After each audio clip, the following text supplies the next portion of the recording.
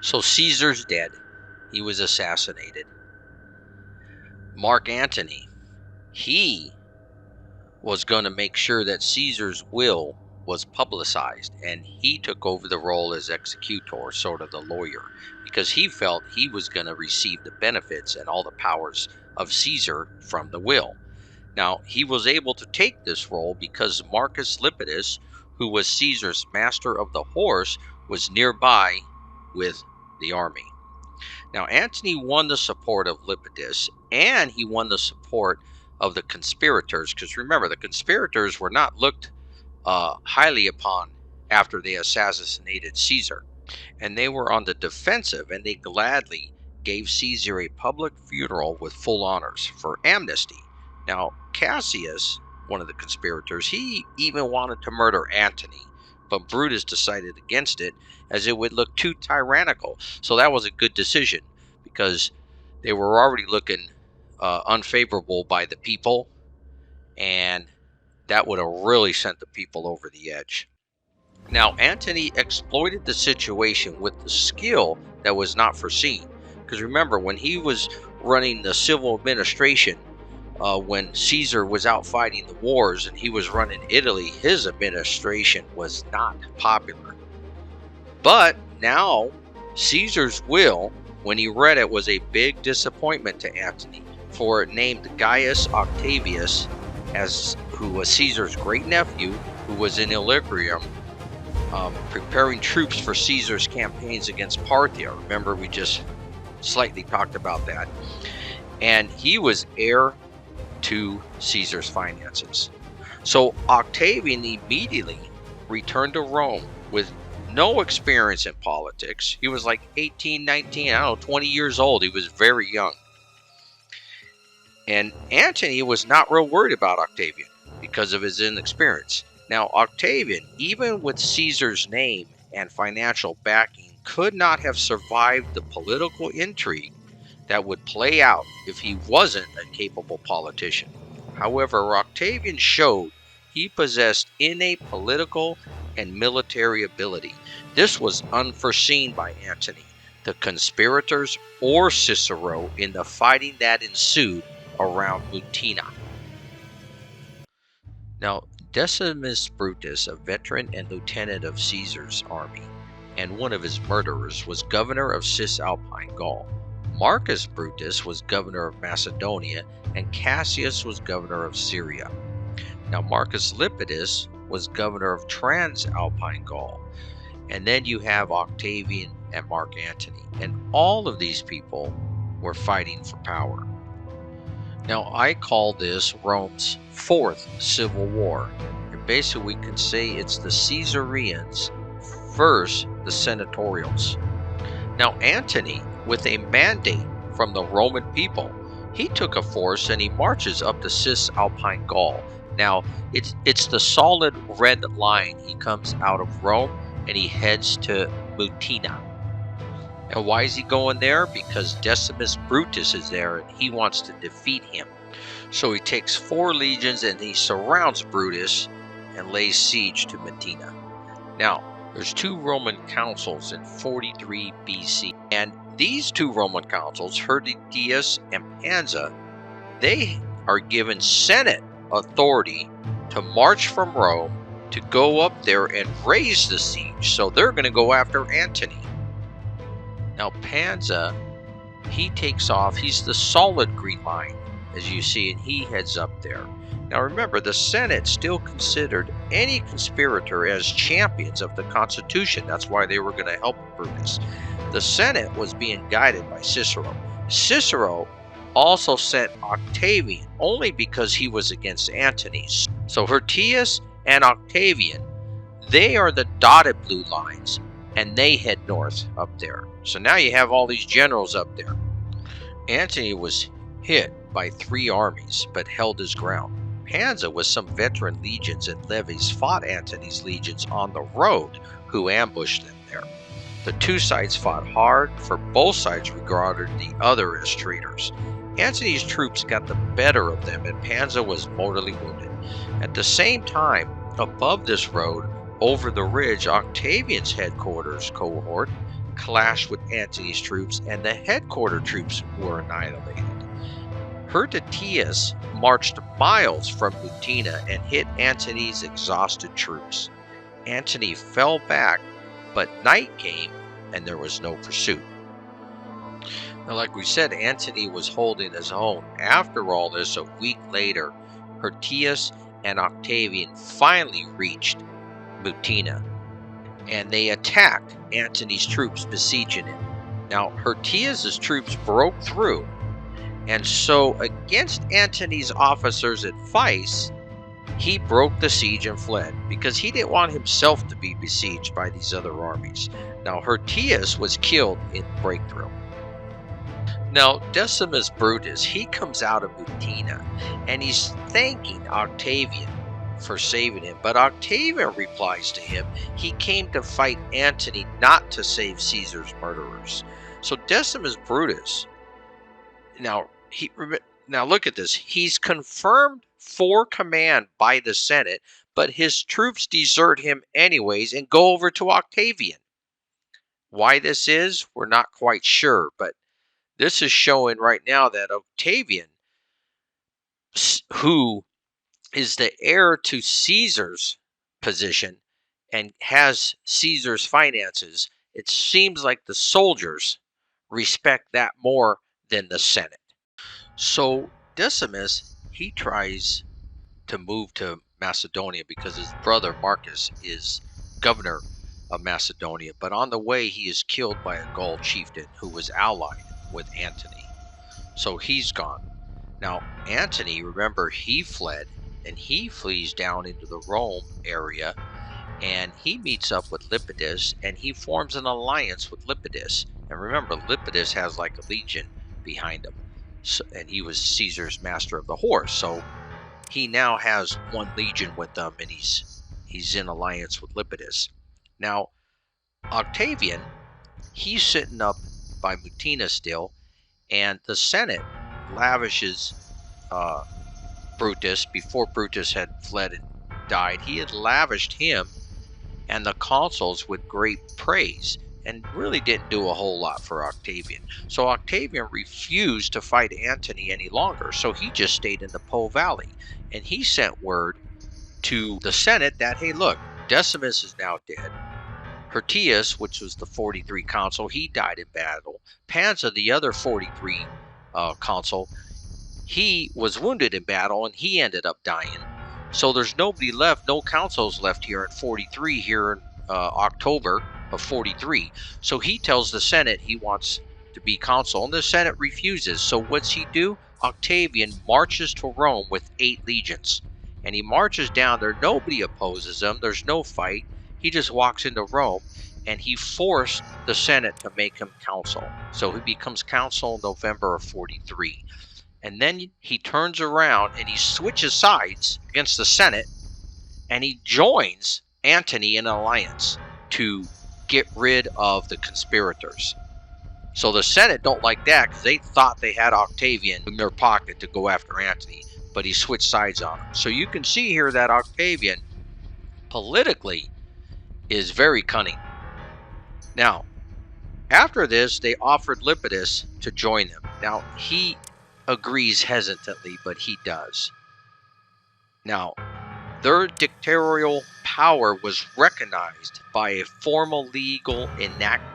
They were the Committee of 3 appointed for the establishment of the Constitution. The Second Triumvirate, as they were called, was formed legally, more like Sulla, who was legally recognized as dictator. Not like the First Triumvirate of Caesar, Pompey, and Crassus, which was not legally recognized. And so now the Second Triumvirate, who has a mandate, who's legally recognized, they agree to go hunt down the conspirators. Now, Publius Cornelius Dolabella had originally sided with the Senate and the Constitutionalists, but switched sides when he secured the other consulate of 43. And then he went to Asia and he murdered Gaius Trebonius, who was the governor of Asia. He was a Caesar lieutenant and one of the conspirators. So now Dolabella is in Asia with his 2 legions, because that's what you get for being consul. But remember, uh, Marcus Brutus, he's governor of Macedonia, and Cassius is governor of Syria. So these 2 guys, they move in and they attack and they defeat Dolabella in Asia. Now, these 2 men are now in charge of the area from Syria to Macedonia, and they did not consider Antony and Octavian as enemies, but they decided they better build up their military anyways, which was a smart move. So they exacted tribute among the surrounding states, and any that would not give them tribute, they considered them, if not enemies, or they considered them at least suspicious. And one of those states viewed as suspicious was Rhodes. Now, Cassius, he found this suspicion reason enough to attack. Now, Rhodes relied heavily on their fleet to protect them, for it was an island. The naval battle that followed put Rhodesian small, faster galleys against big, blundering Roman galleys. Now, we're not sure what was the main tactic used by Cassius, whether he rammed or grappled, but he was more numerous than the Rhodesians. The Rhodesians relied on the dikeplus to outmaneuver the Romans, and they did very well, but the Romans overcame them by their numbers, and then Cassius plundered the island. Now, back in Egypt, you had Cleopatra. Remember, she was established in Rome with her son by Caesar. But when Caesar was murdered, she returned to Egypt. And then she was helping Dolabella in Asia. Therefore, Cassius was going to move against Cleopatra. But before he was ready to move against her, he learned that Antony was going to move against him out of the port of Brundisium. So Brutus and Cassius combined their forces at Melas in order to move through Thrace to meet Antony. Now, the co-conspirators would have most likely been regarded as liberators if they would have just landed in Italy. But now, they had to contend with Antony moving on them.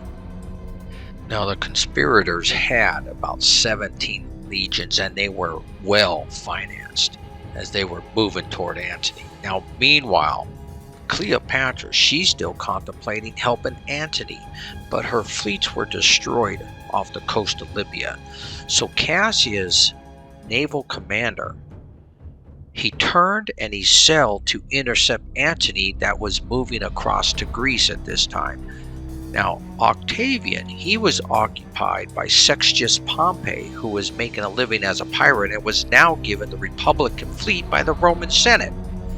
So these two had started clashing at Sicily, with Octavian's officers getting the better of the encounters. So Octavian and Antony's fleets now joined up at Brundisium and managed to cross the Adriatic while being hunted by Cassius' fleet. Now, they had transported some 20-something legions across. So here we are, these 2 huge Roman armies are ready to face each other. You have Brutus and Cassius with about 17 legions, about 18,000 cavalry, but they have a mixed force. Remember, they're all over from the Asian, Syria, Macedonia region. You have Octavian and Antony coming over.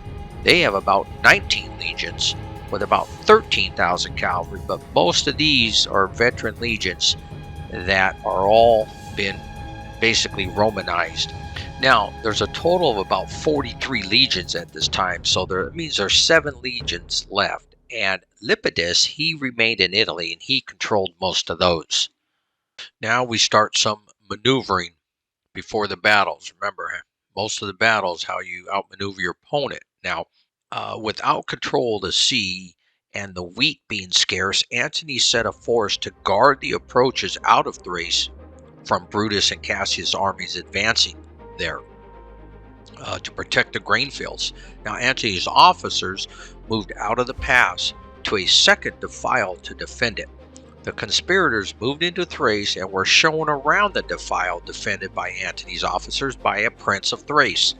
Now, the prince's brother, though, they favored Antony's side, and he warned them. So Antony's men were able to move back to Amphipolis in Macedonia before they could be surrounded.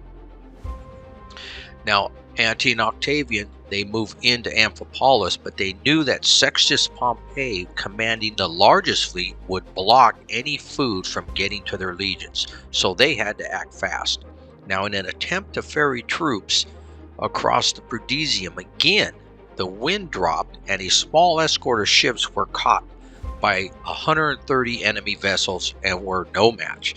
The small vessels tried latching themselves together to prevent them from being isolated, but the enemy piled them with fire darts. So Antony's ships had to separate for fear of the fire spreading from one ship to another. Many surrendered, others drifted in derelict hulls, dying of hunger, thirst, and burns. So Antony and Octavian had to act because Cassius, naval commander, took control of the straits between Brundisium and Macedonia now. So they had to force the issue. So the conspirators' fleets are in the Adriatic between Brundisium and Macedonia. Antony and Octavian are here at Amphipolis and ready to move out. Cassius and Brutus are at Philippi. This brings us to the Battle of Philippi in 42 BC. Now, Marcus Brutus and Cassius had a strong fortified position uphill at Philippi. Now, as the lines were drawn together, Antony had cut a route through the marshes. He was trying to go around the flank of Cassius. Cassius noticed this, and he also extended his lines and outposts. Antony then attacked where between Cassius' lines, where he was stretching the army out to the flank, and he routed Cassius' army and took his camp. Cassius fell back. Now on the other side, Brutus, on a surprise, actually it was his men, just out of nowhere, they attacked Octavian's line. Octavian was caught by surprise, and they pushed through his lines and went to Octavian's camp. Octavian was not there. Historians aren't sure of how Octavian was able to either flee or not be there, but they suspect he was out in the woods hiding. So Brutus's men, instead of following up and making sure they defeated Octavian's forces, they stopped to loot and take all the treasure. This allowed Octavian's men to reform. And so Cassius on the other side, he didn't know what was happening. You know, the battlefield was very large and clouds of dust from the fighting, so he couldn't see what was happening. He believed a false report that Brutus' camp was also taken, so he had one of his soldiers kill him. This ended this first battle. So for the next 3 weeks, Brutus fortified himself on the hill, and Antony was inching closer and closer to his position. The conspirators were surprised by Antony's advance and made camp in front of them. The tactical as well as strategic factors were not in the Triumvirate's favor. Brutus, who was in charge of the conspirators' forces, refrained from leaving his position. And Brutus, he was not as great or as skilled general as Cassius was, and his men were a little unruly, and he did not have complete control over his whole army. But when news of the naval victory reached them, the officers and the men were obliged to fight and to equal the Navy's success. Even Antony's troops, for their part, were trying everything they could to get the enemy from leaving their positions. Messages were being sent across the lines back and forth, encouraging the men to desert to their side and promising rewards. Brutus even would divert the river to run into Antony's camp and make night raids. But other than this kind of stuff, there was nothing going on that was going to bring Brutus out of his camp for a pitched battle. He knew time was on his side.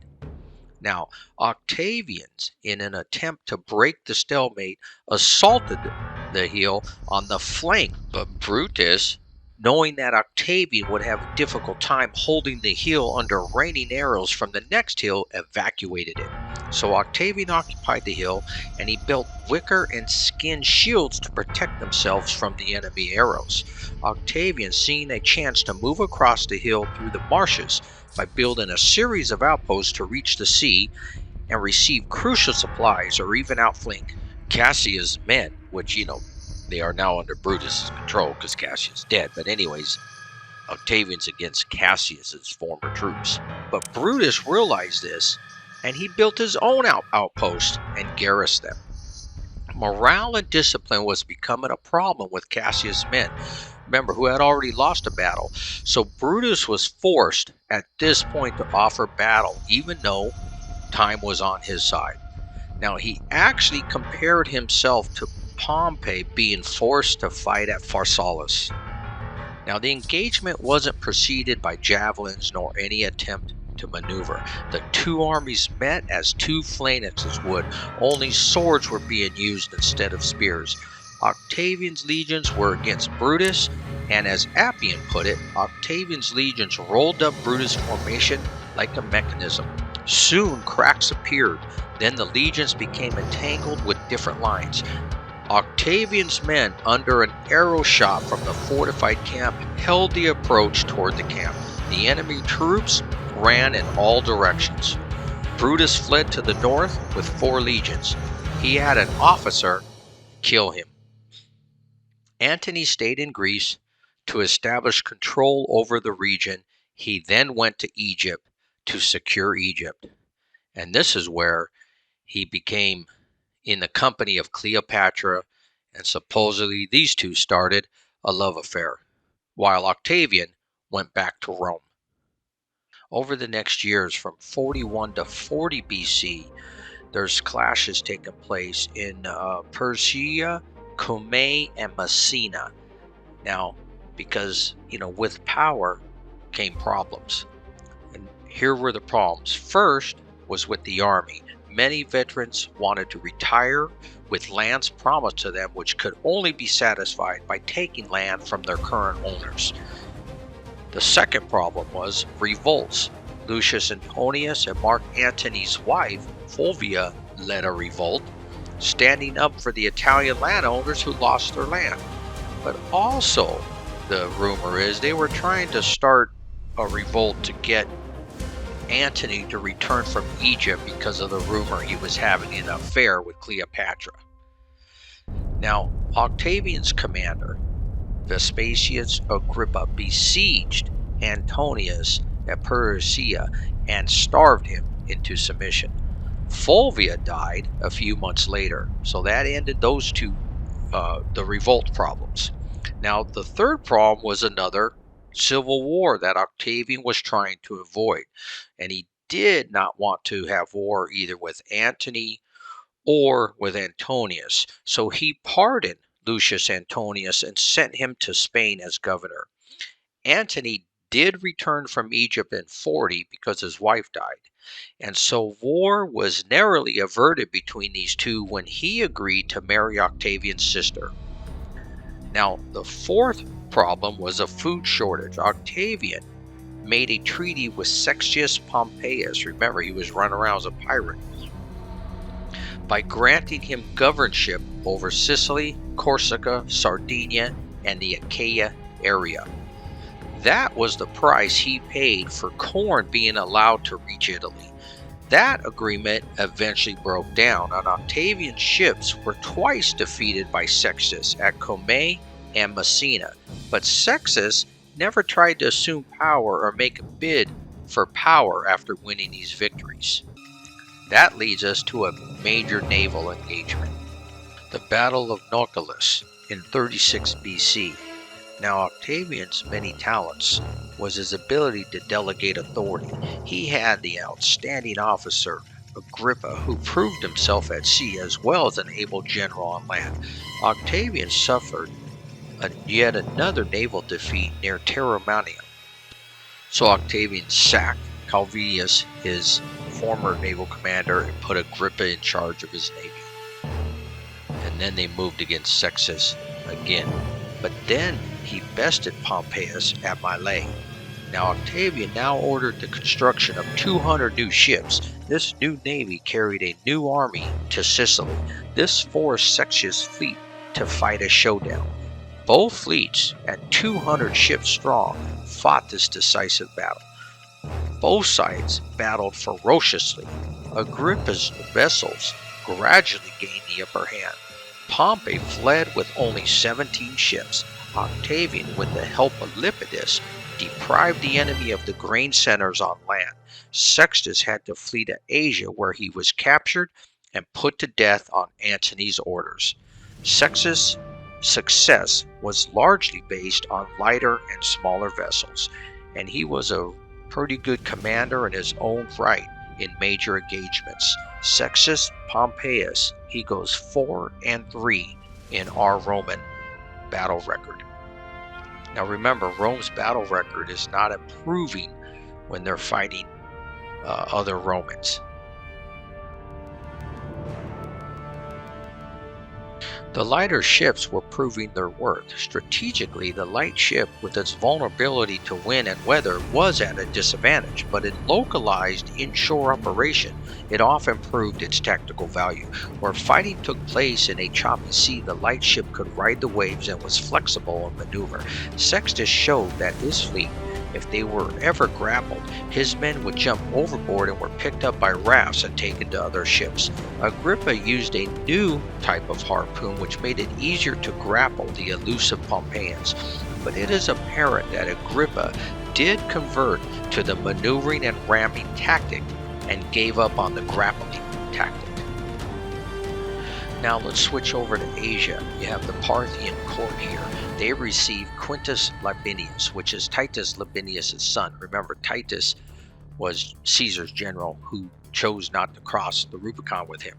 And he was over there trying to gain favor from the Parthians to join Brutus and Cassius. But then he heard of the defeat at Philippi, and so he joined Corius, the prince of Parthia. He joined his army, and they marched in Syria, and they defeated the Roman provincial governor there. Now the legions in Syria proved ready to serve under Labienus. So with the prince, the two went on their way into Asia Minor. Now they were being checked by Antony's officer, Ventidius. Now the Parthians, which were an all-cavalry force and were shown to be ineffective when they were not on suitable terrain like they had in their home country. Labienus, who could have combined his forces with Macorius and joined infantry with the cavalry, could have supported that, would have been a very effective force, but liaison between these two forces were non-existent. And so in the hilly country of Asia Minor, the cavalry was at a disadvantage. The Parthian mailed lancers, encouraged on by the memories of success over Crassus, they charged Ventidius' legions uphill and were routed as a result. So Mark Antony, he comes back to Rome, and he's feeling a political need for a military jester. So he plans an offensive war against the Parthians when he hears what's going on over there. Pretext was to recover lost standards and prisoners from Crassus's failed campaign. However, the Parthians, who were in Asia Minor, they moved back to their own territory and were fighting once more on their own ground. So they were going to be much more effective. So to counteract this, their cataphracts, Antony arranged to take with him a large body of Armenian cavalry. Now the Armenian king backed out though at the last moment, so he lost those. Antony also failed to take along his siege equipment. His failure against Parthia rests solely on himself. However, apart from the lightning horse bowman attacks, all was not forgotten from the Crassus campaign. Antony's men sometimes feigned dead or wounded to bring the horsemen in close, and then the troops would attack them with swords. Antony also didn't fall prey to the treachery by accepting a parley from the Parthians. But this does bring us to a battle at Pharasapa in 36 BC, and the Romans get a loss for this battle against the Parthians because Antony, he marches right to the capital city of Media with only 2 legions, without waiting for his second section, the section that had the siege equipment, and he was repulsed. The Parthian king Varus IV ambushed the other Roman section and annihilated it. Antony then laid siege to the city, but without his siege equipment he could not breach the walls, and so he called off the siege. Antony retreated, but he didn't retreat in the open terrain like the other Roman armies did, but he retreated through the tough mountain passages by way of Armenia so that the Parthian cavalry could not harass his army. Now Antony lost a total of about 30,000 men, and then he returned to Alexandria to his beloved Cleopatra, a move in which Octavian knew all too well how to take advantage of. And basically the Triumvirate was disintegrating. Octavian's sister, Octavia, had kept peace between Antony and Octavian, just like Caesar's daughter did between Caesar and Pompey. And she would negotiate swapping troops for ships and so forth between the two triumvirs. But as for Lepidus, he could now be discounted with little power, and Octavian had him exiled to Sicily. So he's kind of out of the picture. Antony, meanwhile, was planning another war against Parthia to avenge his defeat. Octavia, Antony's wife, they met in Athens, and she came to bring him supplies for this campaign against Parthia. Now, as Plutarch relates it, Cleopatra, who was now with Antony, poured on all her charms so Antony would refuse the supplies. And so Antony refused the offer, gave up his eastern plans, and then returned to Egypt with his lover. Octavian, the ever-diplomat, was swift in using this insult to his sister and showing the Senate that Mark Antony allied himself with the Egyptian queen, who had an heir to the Roman rule by Julius Caesar. By unilateral decree, the Senate deprived Antony of his triumvirate, and a patriotic war against Cleopatra was now unavoidable. This brings us to the last battle of our Fourth Civil War and the end of the Roman Republic. This is the Battle of Actium in 31 BC. Now, many believe that Antony should have fought a land battle against Octavian instead of this naval battle. But historians also believe that a naval battle was fought because Cleopatra wanted it. Now, possibly also because it's easier to escape by sea than it would be over land. Now, Octavian offered Antony a beachhead in Italy where he could land and a pitched battle may be fought there, but Antony replied first with an invitation to a single combat hand-to-hand between the two men at Pharsalus. Octavian refused. Octavian did accept a similar challenge, though, from Sextus 5 years earlier for a naval battle. So this kind of stuff went on, but he refused this one. Anyways, Octavian crossed the sea, and he surprised Antony when Octavian's 40,000 troops were in Epirus. Antony, who also had about 40,000 men, was in every sense unprepared. But he gathered his ships, put out all his oars, even though he had no rowers. But it was a ruse, because it must have worked, because Octavian backed off. The strategic maneuvering and land skirmishing did not gain Antony the upper hand, however. Agrippa was gaining important vantage points in the Ionian Sea and the Gulf of Corinth. Morale among Antony's officers was at an all-time low, and eventually a naval battle looked imminent. Antony kept a defensive posture until the threat of encirclement became clear. Antony had 480 ships versus 400 Octavian ships. Antony had the heavier Roman and Egyptian vessels with 3 banks of oars and 5 rowers, which is what we call the quinquemeres. And Octavian had the smaller, faster 2 banks of oars. Remember, that's why I discussed the different naval strategies just a little while ago in this video. Now, Antony commanded the right squadron, Marcus Octavius commanded his center, and Sodium commanded the left, and Cleopatra was in reserve. Now, Octavian commanded the right side on his fleet, Arvuntius commanded the center, and Agrippa was on the left. Both sides tried to turn the other's flank, The lighter ships would use 4 to 5 ships and surround the bigger ones, making sure to stay out of grappling range and fight with arrows for fear of the larger ships with marines on them. And by the afternoon, Antony was in a hotly contested fight with Agrippa, but his own center and left started a mysterious withdrawal. Cleopatra lost her nerve, so say the historians, and her ships laden with treasure for the war caught a favorable wind, and she took advantage of it and she sailed out of the battle. Now, for whatever reason, Antony and his ship saw this, so he turned to follow. Antony's navy, in a leaderless confusion, was utterly destroyed. The smaller vessels dodged and weaved through the bigger vessels, ramming, and with missiles, they won the day. This was a 10-hour battle. The few surviving ships surrendered. There was 5,000 seamen dead. On land, Antony's army saw him running, and Octavian refused to attack them on land.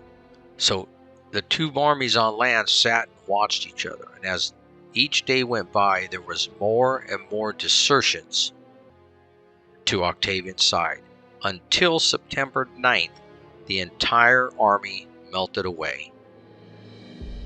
Rome now wanted Octavian to invade Egypt. So Octavian invaded Egypt in 30 BC. Antony or Cleopatra had no desire to defend themselves. Antony, abandoned by his officers, committed suicide. Cleopatra was captured by Octavian, but killed herself before she could be paraded through the streets of Rome.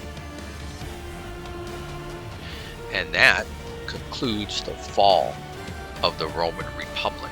The next video starts with Gaius Octavian, the first Roman emperor.